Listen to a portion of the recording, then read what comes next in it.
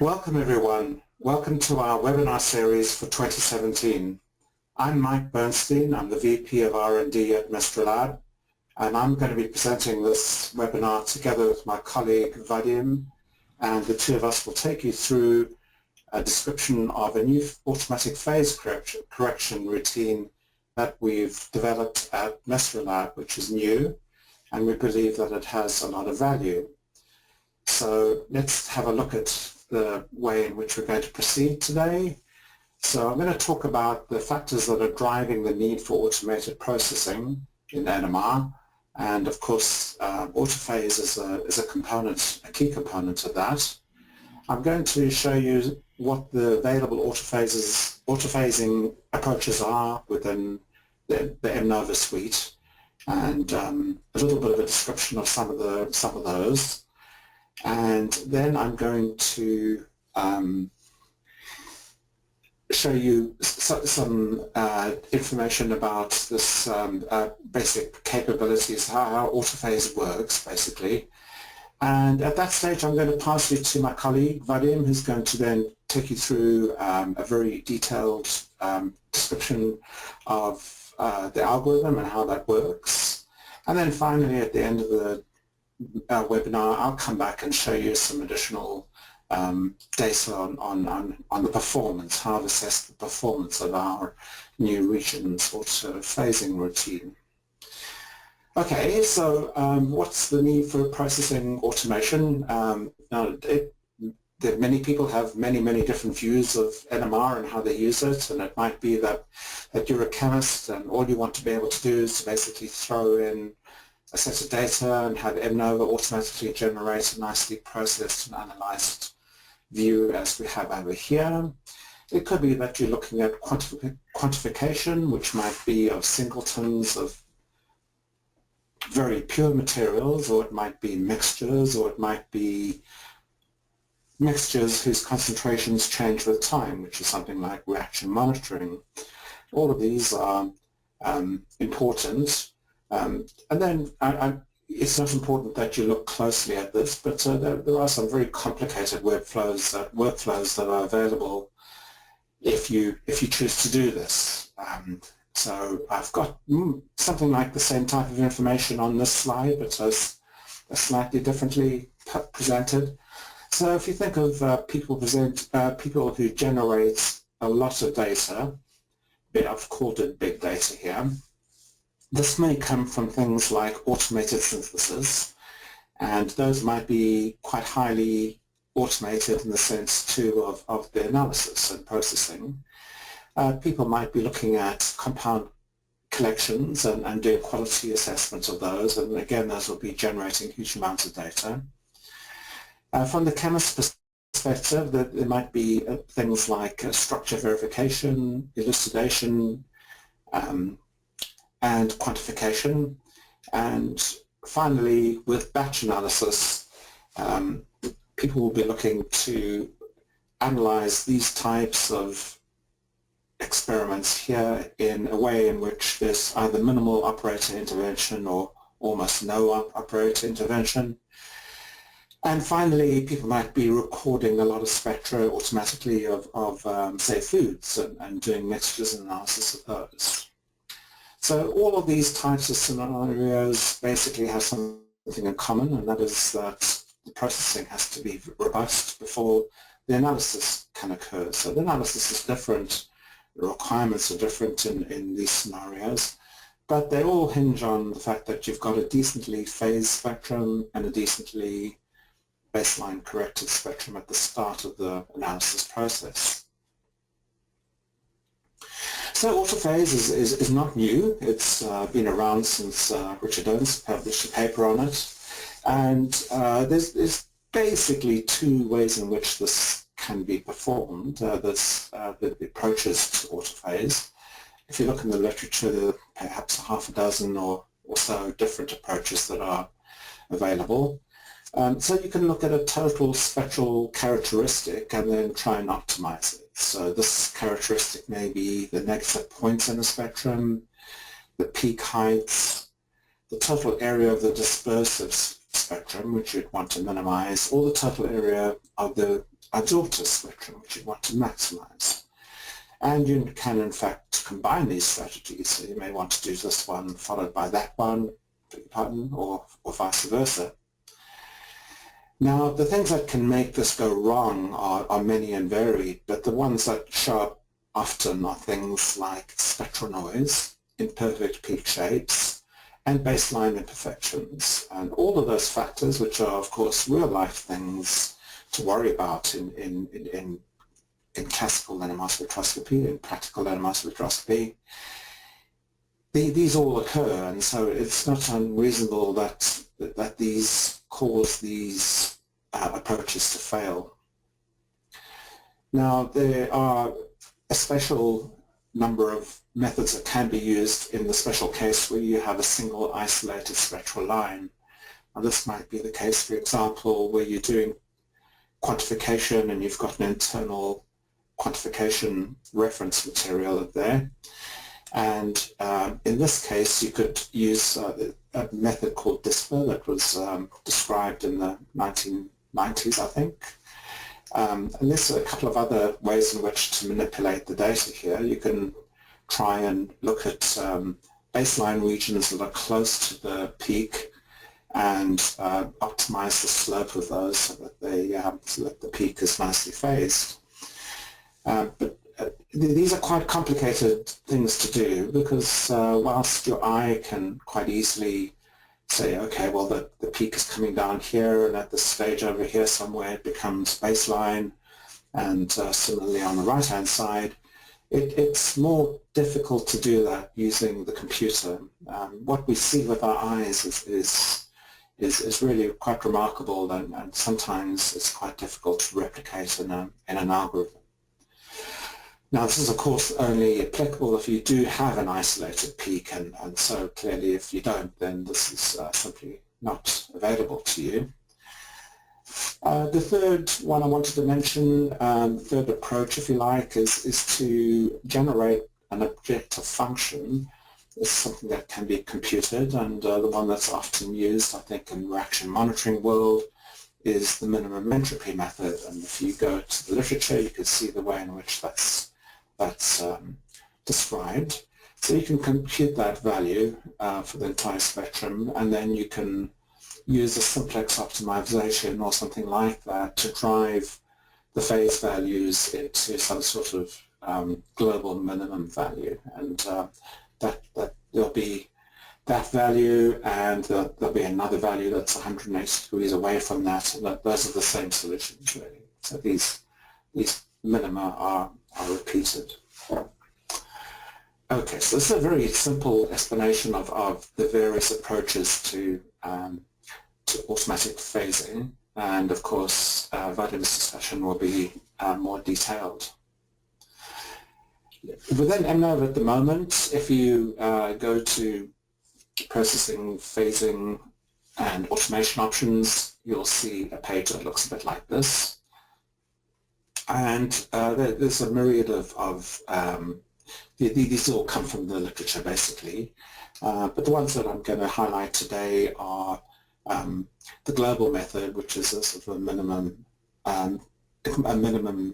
method, minimizing the number of negative points. That can be quite useful. This minimum entropy, as I say, is Garland's procedure, or an improved variation of that. And what we're going to be focusing on today is the regions analysis capability. So as I said, you can use more than one of these. You can say, okay, I'm going to start with global and then do regions, for example. And something that I'm not going to talk about a lot today, but something that's very relevant to people with complex reaction monitoring data is this notion of local phasing, local autophasing. So it could be that you've got a pretty nasty spectra, but you're only interested in particular regions of it. You can ask the software to simply do automatic phasing in those very specific regions as opposed to trying to automatically phase the entire spectrum. So if you've got horrible places where you've got solvent saturation, whatever, just major disturbances, you can kind of get around things in that way. Okay, I'm going to show you a few things very, very quickly. I'm not going to do this in massive detail.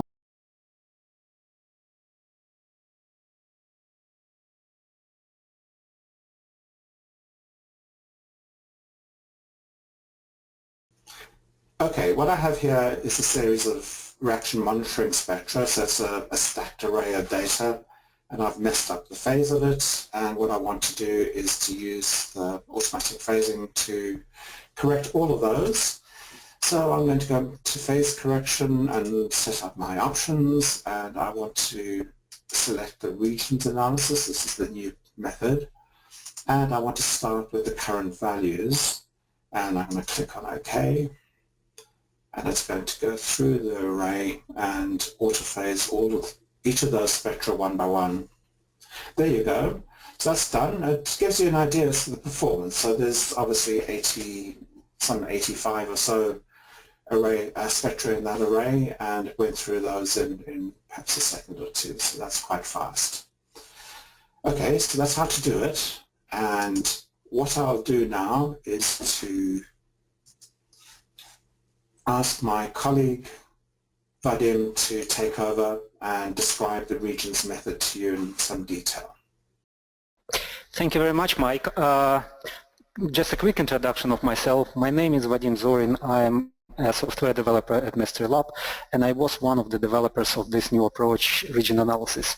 It's very nice to see, Mike, that actually the approach still have a little bit of hiccups, so stimulate us for the future development for sure. So let's talk a little bit about details of this approach. So as Mike already mentioned, phase correction might be a very simple mathematical procedure. However, real spectra, real life spectra comes in different shapes and forms, and they are affected by different imperfections. Here's the list of those, which make actually phasing is a really difficult procedure. So number one, probably in my list, and in the importance of that, is the baseline distortion. Baseline role, which often appear on real-life NMR spectra, is essentially determine the error of what we can phase. So, for example, if you are, as a human being, phasing a spectrum manually, what you usually do, you simply compare how your peaks looks relatively to the baseline. And if the baseline is a little bit wobbly, you actually extrapolate where the baseline should be, and that's your reference point. That's how you see the spectrum. This is much more difficult to explain to the computer, and baseline, therefore, have to be taken into account if we want to have a proper, well-working autophasing algorithm. Peak overlaps also very common in modern spectra, and spectra getting more and more complicated these days. And peak overlaps can do different things, and for example, for all methods which are based on individual line and analyzing the shape of individual line, if, for example, the big peaks overlap with the smaller peaks, it will look like a shape is not ideal, so basically symmetry of the line shape is not here anymore, and trying to phase such peaks is much more difficult. Low signal to noise also can be an issue. Of course it can be an issue. It's also determined the error of the phasing. So basically, instead of one definitive answer, what is my zero order and first order phase correction, in the presence of the noise, this is a manifold of the numbers, which looks satisfactory on the screen. And higher the signal to noise, the broader this range of numbers can be. And it's also a little bit different problem. So if signal to noise is really, really low, we can start see that some of the tiny peak spikes really starts to look like peaks, and you really can, or computer algorithm really can go to the sort of vision mode when they start to phase all the peak spikes, and of course it can produce a huge errors in the final phase of the spectrum. Peaks can be very variable in intensity and line width, which is also a problem. So sometimes, as a solid-state NMR specialist in the past, I can tell that sometimes looking at the spectrum, it's not that trivial to say, is this a role of the baseline or background signal or a genuine signal of very broad nature in some spectra. The same thing about the very narrow signal. So again, Is it something like a spike, or is it some little peak starts to appear somewhere out of the noise? So also difficult to say.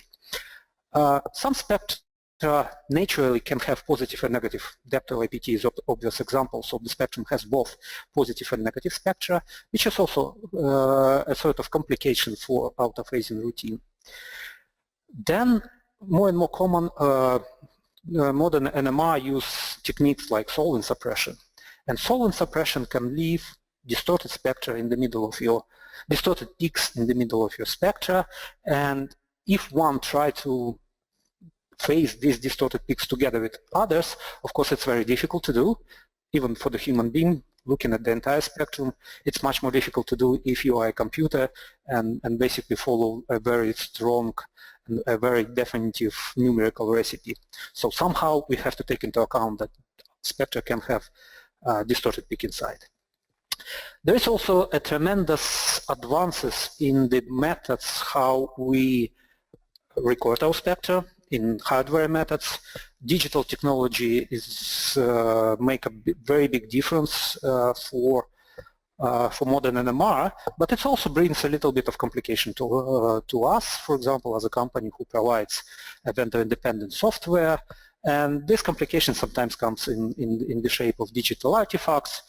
It could be a little smiles for the edges of the spectra. It could be non-uniform noise when, for example, noise level at the edges is not the same as the noise level in the middle of the spectrum. It's known, but again, we probably have to take into account that if we want to be sure that this artifact is not misinterpreted, for example, as a peak, and the algorithm is not trying to find a base phase including this digital artifact. And the last one is effect of processing, which is not particularly obvious one, but sometimes it's also make a big difference for autophasing algorithm.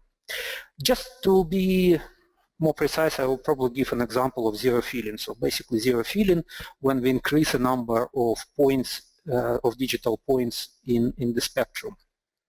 So these extra points usually comes as a sort of interpolation between real, or let's call it real points. So they are not independent measurement, they're really dependent on the neighboring points. And for example, for the noise, what does it mean? It means that these points are not an independent measurement, which is completely opposite to the definition of white noise, when every point is a random and every point doesn't depend on the previous one. Well, it looks like a very small detail, but in reality, if you look at the algorithm, you start to understand that this smooth noise also complicates quite a few things. So, for example, the decision of this is too sharp to be a peak cannot be made that easily, because you have to take into account that probably the noise is not sharp anymore, so what is the limit? So you have to take these things also into account just to be sure that, for example, you determine baseline points correctly, you do some certain averaging correctly, and you're not looking at the spikes instead of real peaks. Next slide, please. Right, so what we can do with this, and looking at all these problems, it becomes apparent that previous efforts, which are mostly focused on finding a very simple, very robust, very effective algorithm of getting to numbers extremely quickly, they're probably a little bit simplified. So the real life is much more complicated, and if we want to approach as close as possible to the quality which experienced operator can do in the front of the computer, experienced spectroscopists can do, we probably have to follow the recipe which experienced spectroscopists can do. So we try in this new approach essentially use an intelligence, a sort of intelligence, and teach algorithm about all possible complications you can see on real spectrum. That means algorithm should know a little bit even about NMR. It's of course very difficult to give a full overview of NMR in a single algorithm, but complexity of this algorithm also allow to add level of sophistication, and the algorithm can evolve during the time. So algorithm is based on complex decision making and statistical elements. Statistics is what what computer can do in the situation when decision is complicated and there is no single answer. Complexity of the algorithm have, of course, advantages, and that's why we go for that, but it comes with the price of computer performance. So essentially it's a little bit slower than others. Of course, we are trying to make it as efficient as possible, but in comparison with simple and not that well working algorithm, it's probably will be a little bit slower, so please expect that. Next slide, please, Mike.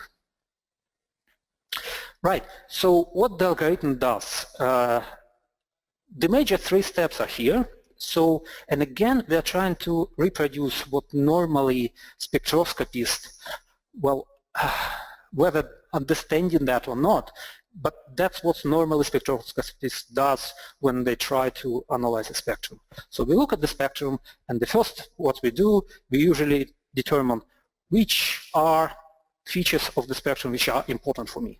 So essentially these are peak regions, and the algorithm does exactly the same. It's trying to understand where the peaks are, what I have to deal with in order to get a good phase of that. The second step, we start to play with the phase. So we start to change the phase and see how these regions react, how they look like if you change in just a zero order phase correction and what's happening in this case. And you start to see what kind of level of phasing you can achieve on each particular region of importance, of each particular peak regions. And algorithm does exactly the same, so it looks at each region and it tries to find a best phase, a best phasing for this region, just doing the zero order phase correction. And of course we have to explain somehow what is good, what is not for the algorithm, and we do the negative area minimization after that. And after this play, after this game, spectroscopists now trying to combine all this information and try to play together with zero order and phase order phase correction and get probably the best compromise or the best looking phase using the information gathered on the previous step. We do the same on the statistical step when we do linear regression on the phases which we received from each particular region. And on further slides, I will explain a little bit in details each particular steps out of these three. Next slide, please.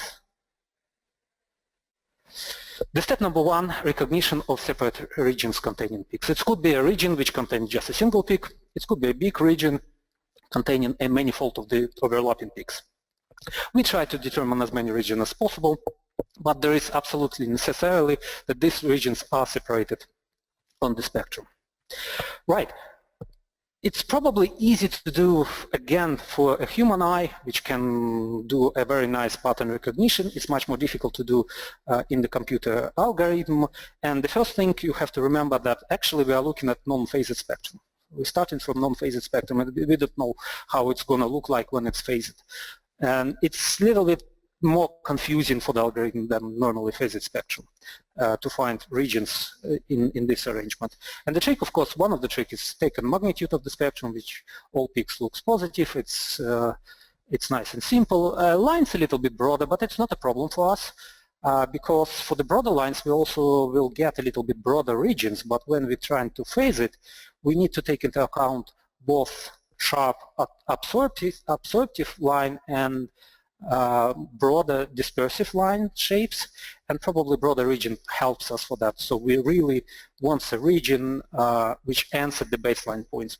If we want to find the baseline points, magnitude helps. So magnitude is not a problem. And so now we have a magnitude spectrum. We want to basically determine where the peaks are on this magnitude spectrum, but it could be a very strong baseline distortion in the spectrum. And one of the ways of dealing that is, rather than looking at normal spectrum or magnitude spectrum as in our case, start looking at the first derivative. And the first derivative is basically show you a plot of slopes, right?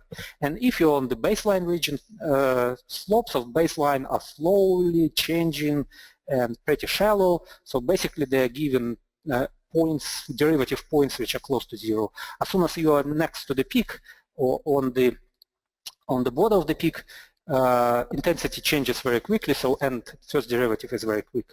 So very nice representation. You cannot see baseline is pretty flat in this case.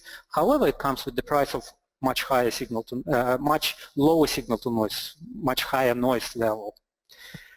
We have developed a special procedure which we call robust derivative method, which actually applies some digital filters to ensure that the noise level is under control and we can take our regions correctly. There are also several levels of post-detection. What do I mean? For example, if you have a very sharp spikes which contains just one single point, this spikes is likely to be not a spectrum, and low intensity, this spikes is likely to be not a spectral line, but rather just a noise spike. So probably it's good to have a very careful look and exclude all these mistakenly taken points.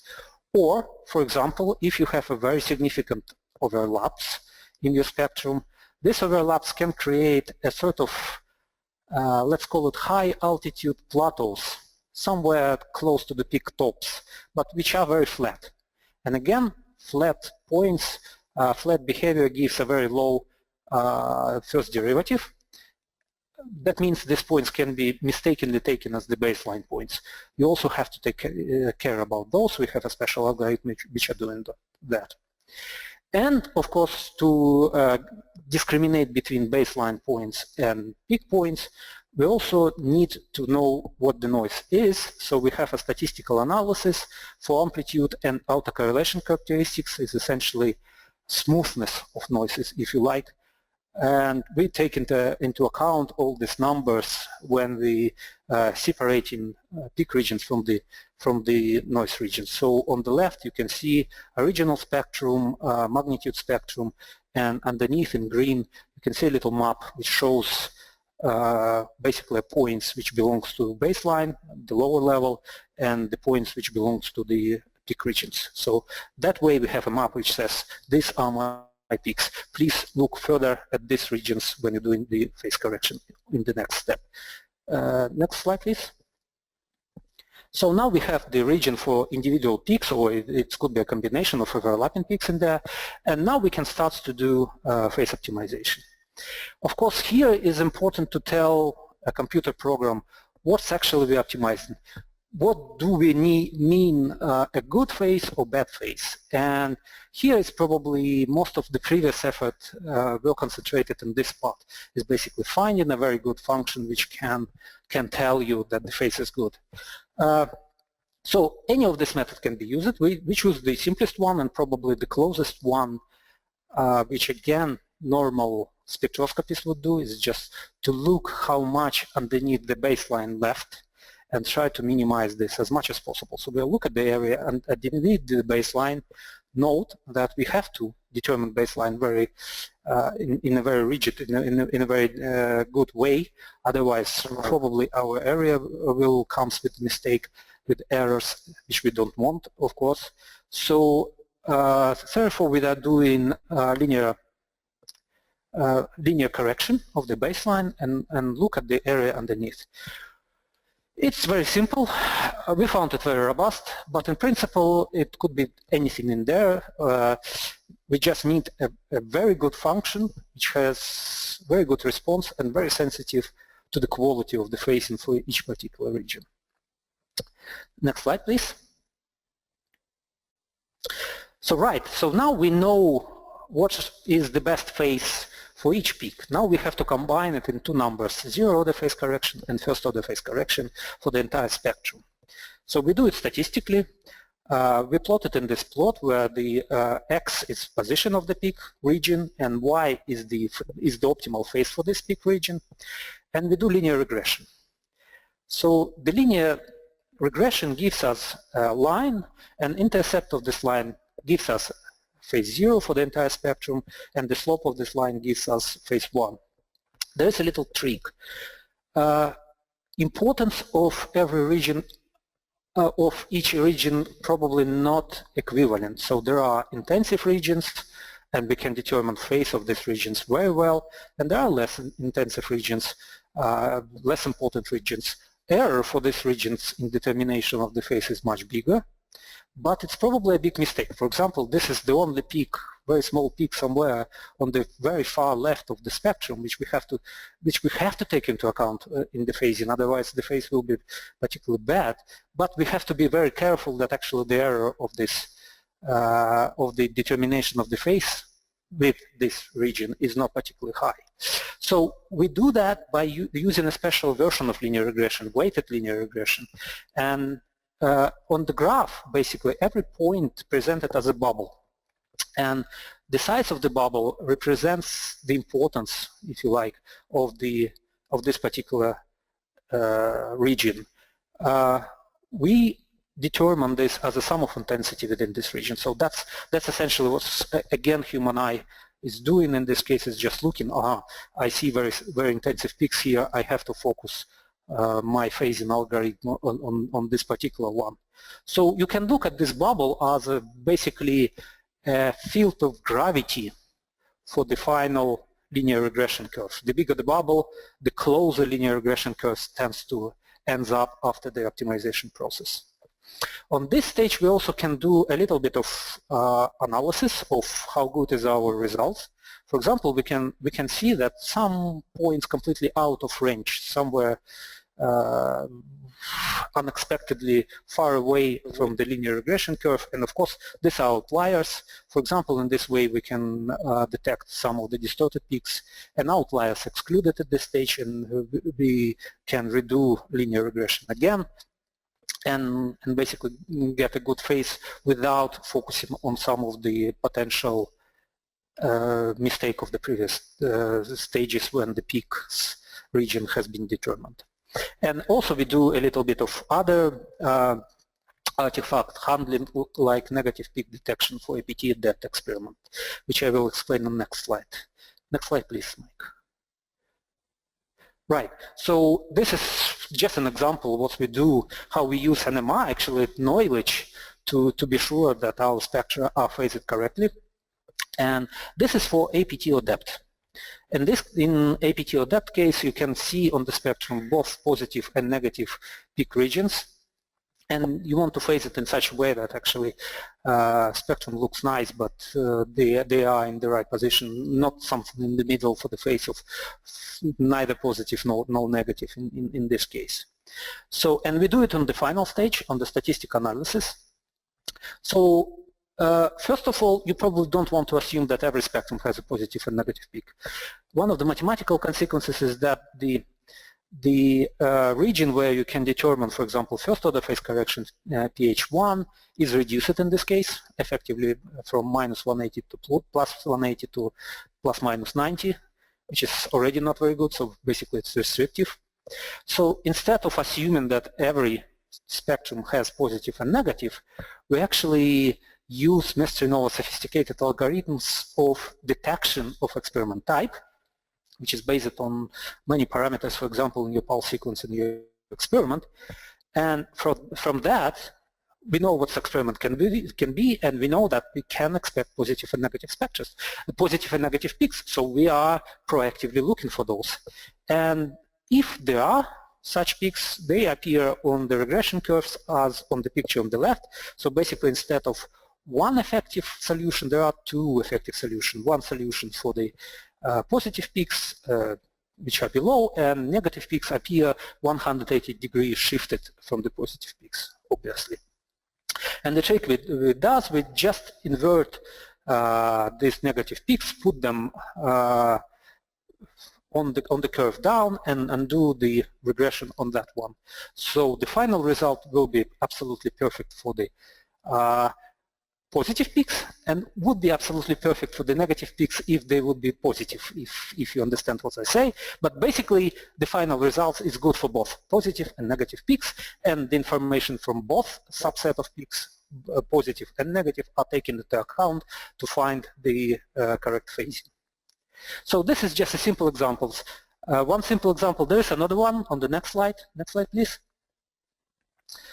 This is how we deal with the distorted peaks. And again, Some experiments can have distorted peaks, and we know about this distortion from the NMR knowledge. For example, Mr. Nova can determine pre-saturation frequency, and it appears in the parameter table as on the right. You can see that the saturation frequency for this particular experiment is 3.26 ppm. So you can expect that there is a distorted peak around this area.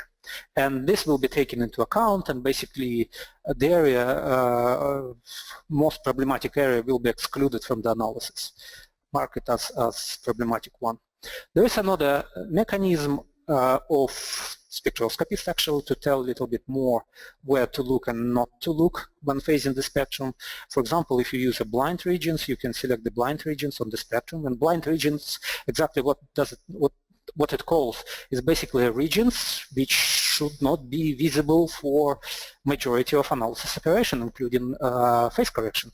So if you specify the blind region, algorithm is taking this into account and basically exclude them from the phasing. By the way, it's not just the properties of region analysis, it's also used for other techniques, as well as pre-saturation frequency, also used for other autophasing techniques. So this is more or less the description of the algorithm. So on the next slide please. Yeah, it's just a summary of that. So very quickly, we look at the regions, we try to phase these regions, and we try to use information out of the phasing of these regions to find the final phase of the spectrum by using statistical analysis. Next slide. And this is a final slide of my part, and just a little bit about the future. So as I said, the technique is very complicated, but it also gives us this possibility to gradually improve and continue to pursue the perfection in these techniques, including more and more type of spectra, including more and more challenging cases. Could be interesting to extend this technique to 2D spectra. At the moment, we're still busy doing the 1D version of that, finding all possible issues and finding all possible optimization strategies as well. But 2D is also in our list, in our to-do list. Challenges here would be a little bit low spectral resolution, especially in indirect F1 dimension of two-dimensional spectra. Computational efficiency, well, not a big issue, but it's also should be taken into account. There are some challenging cases for this particular method. Though algorithm works quite well, I think Mike is going to show some of you of these challenging cases as well. Algorithms still manage to give a reasonable result. There is still a little bit of, we know that actually that's where the algorithms struggle. Well, essentially, even spectroscopists will struggle in these cases. Some of that is overcrowded spectra, when you have too few spectral regions. So basically, statistics is a very basic one. So you probably need to use a little bit different approach and look a little bit more carefully what you do, and then switch to another optimization strategy. And again, that's what spectroscopists will do, so it's basically expected thing.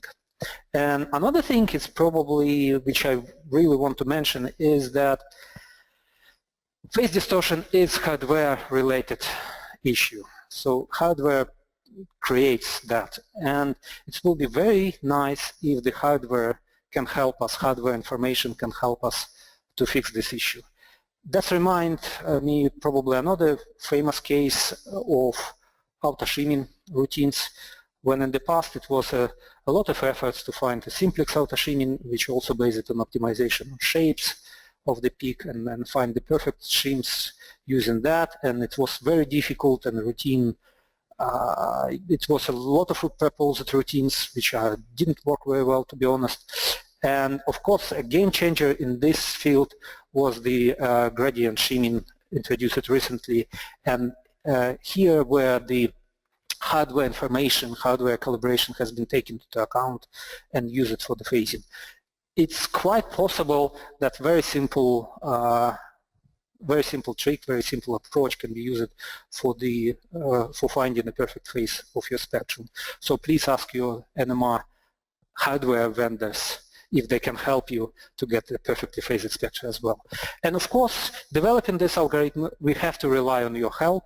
We are really looking forward for all possible examples, bad and good.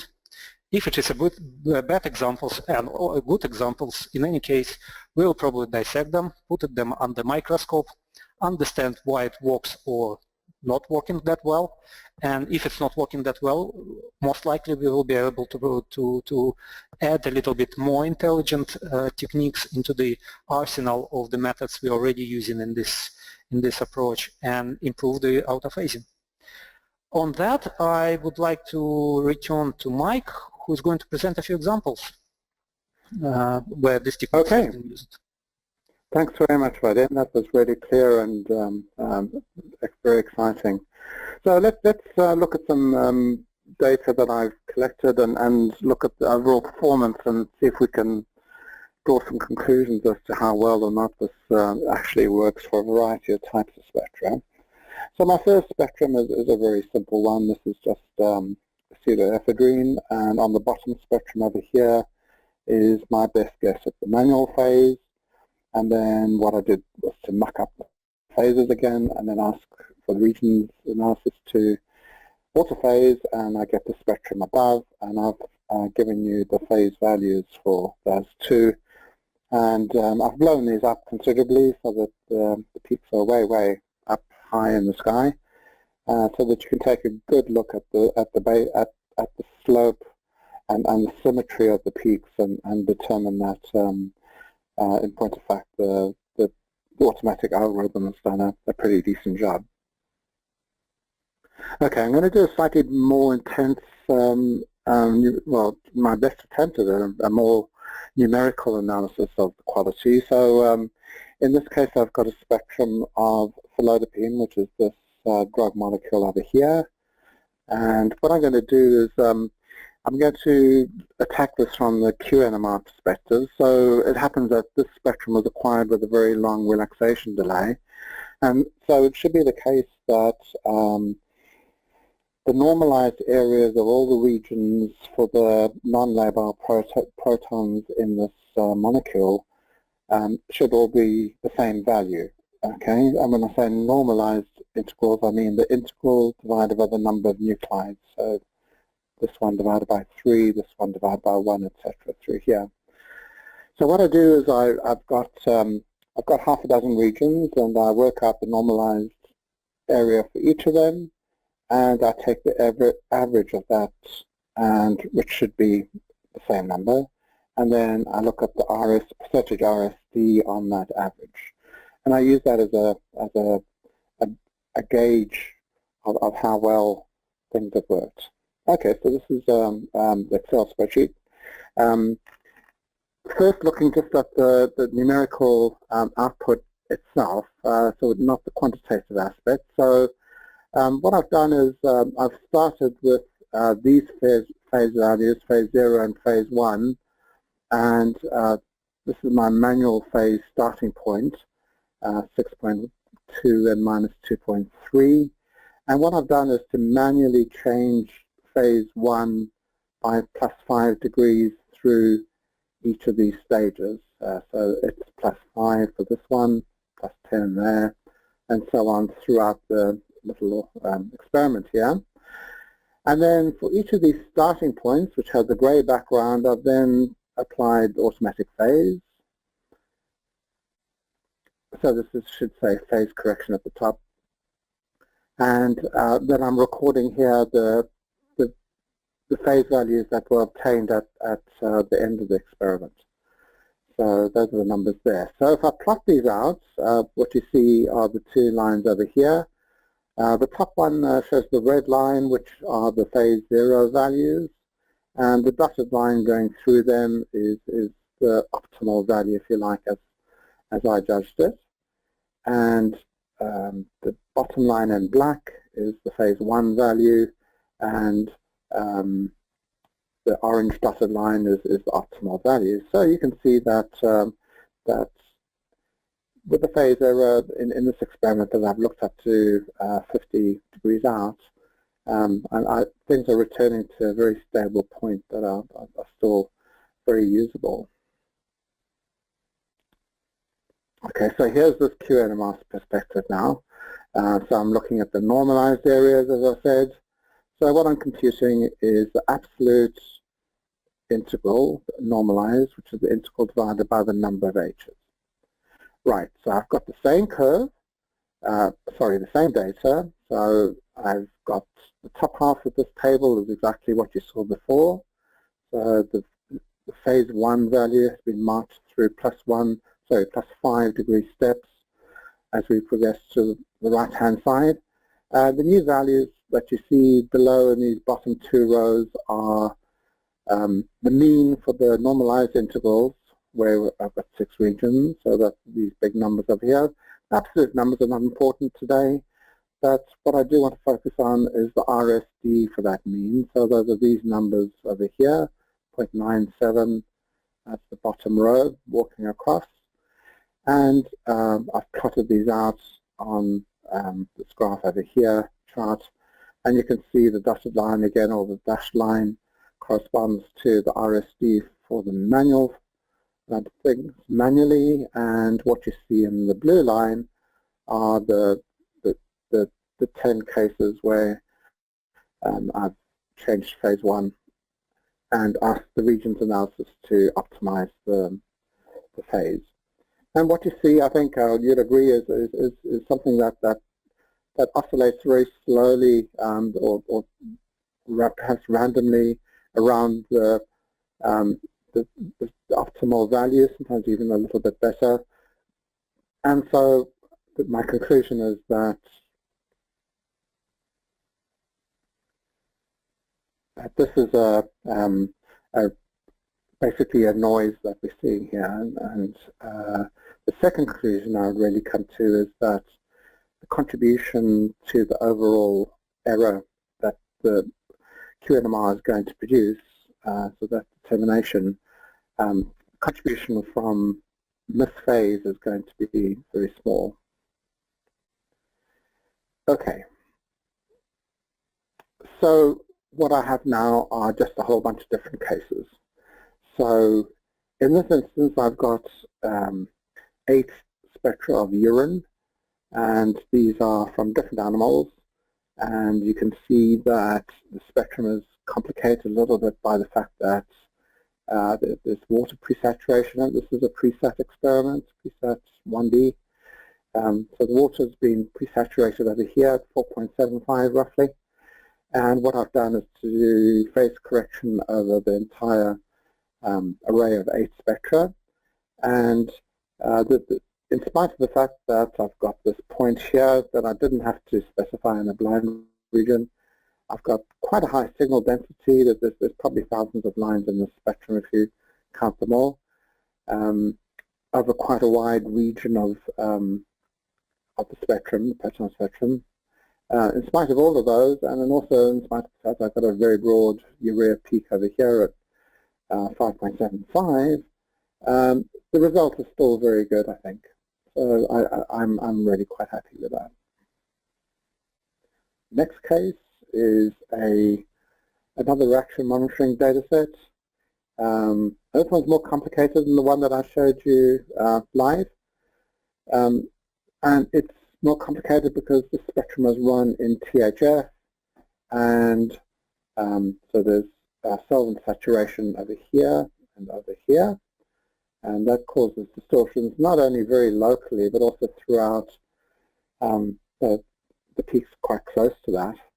There's also a complication where there's some folded peaks appearing over here close to 7, and if I don't blind those out, if I don't create a blind region that basically excludes those peaks, then it messes things up in a spectacular way.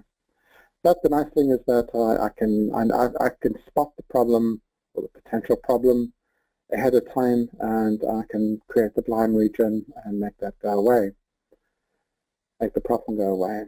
And I can either apply autophase in the sense that each element of the array is individually autophased, uniquely autophased, so the phase constants can be different throughout the array, or I can autophase the first array elements and then ask that those phase values be applied to all the other elements of the array.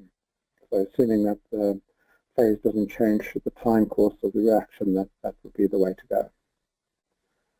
Okay, next example is quite a tough one, really. I mean, it looks quite easy. This is a spectrum of heparin sulfates. Lots of people run lots of spectra of this compound because NMR is the best way to determine the purity and whether or not this material is safe for human use. So there are a couple of things that make this quite challenging from an automated perspective. One is that between 3 and 6 ppm, we've just got lots and lots and lots of overlapping peaks that simply cannot be distinguished on their own, and so those are a real mess. And then we've got some impurity peaks around 1 and 2 ppm. We've also got a baseline drift. If you look at the horizontal grey line, that represents the baseline position, and the spectral line is clearly below that. But with manual phase, I get these values. They're quite difficult to rarely get right, because when you manually phase a spectrum like this, you don't see a lot of change in this central region. And when I apply autophase, I get very similar numbers, really. And this spectrum, I would argue, would be perfectly usable for the analysis of the heparin. Okay, so Vadim touched on the point of solid-state NMR, and this is a CP-mass spectrum of ibuprofen tablets. So you can see some sidebands in here, and you can see the ibuprofen peaks, and there's some peaks coming from excipient and other materials in the tablet. And so there are quite a few problems, or challenges, I should say, here. The signal to noise here is not wonderful. It's about 40 to 1.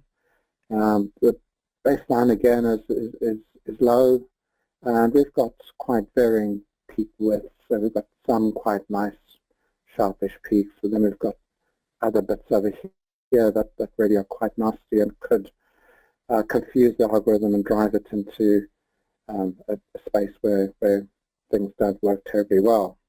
But I'm pretty happy with that result. I think that's my last spectrum. Yes, it is. So we've come to the end of the talk today, and if I can sum up for both of us, I'd like to say that robust autophase for NMR is not a simple task. That many have tried with varying levels of success, and what I hope I've shown you is that what we have is something that's very useful, and time will tell whether or not it's much better than what's available at the moment. But we do, based on quite a lot of it, internal testing, we've got a lot of faith in the fact that what we have is at least as good as what's out there today, and therefore it should be a strong contender amongst a couple of other good ones for what will be applicable to your data. So bottom line perhaps is that within Mnova, you will find something that's going to work for you, and it may very well be this region's analysis. So personally, this is my good compromise first try go-to method, and perhaps it will become the same for you.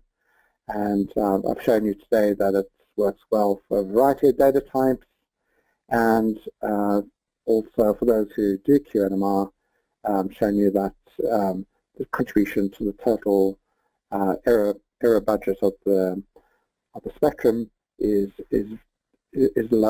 small compared with other factors that affect the error. So with that, I'll thank you very much indeed for your indulgence and patience today. Thank you very much for giving up your time to listen to us. And I'm going to ask Kike to let us know if there are any questions